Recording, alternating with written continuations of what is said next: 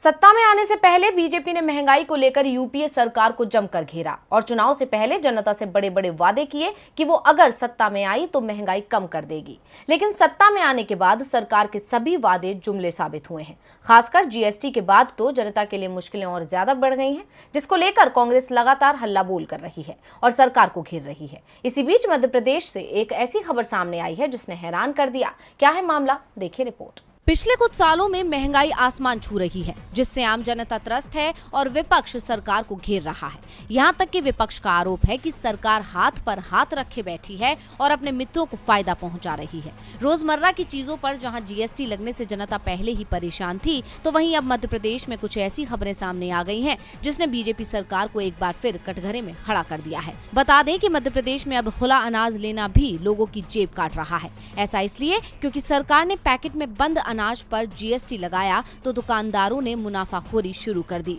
खुले अनाज पर भी जीएसटी के नाम पर अधिक दाम वसूले जा रहे हैं। लेकिन हैरानी की बात यह है कि इस दिशा में जीएसटी और सरकार की तरफ से कोई कार्यवाही नहीं की जा रही है।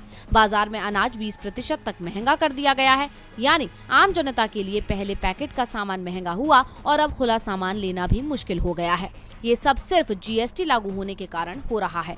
आटा, दाल समेत कई अन्य खाद्य पदार्थों की कीमतों में उछाल आया है। बढ़ती महंगाई के चलते आमजन भी परेशान है। हालांकि विपक्ष लगातार सरकार की इस नजरअंदाजी के खिलाफ आवाज उठा रहा है। इतना ही नहीं, कांग्रेस तो अब सड़क पर उतरकर सरकार को घेर रही है और सरकार से महंगाई के मुद्दे पर काम करने की अपील कर रही है। लेकिन सरकार है कि सुनने को राजी नहीं है, उल्टा विपक्ष की आवाज दबाने की भरपूर कोशिश कर रही है।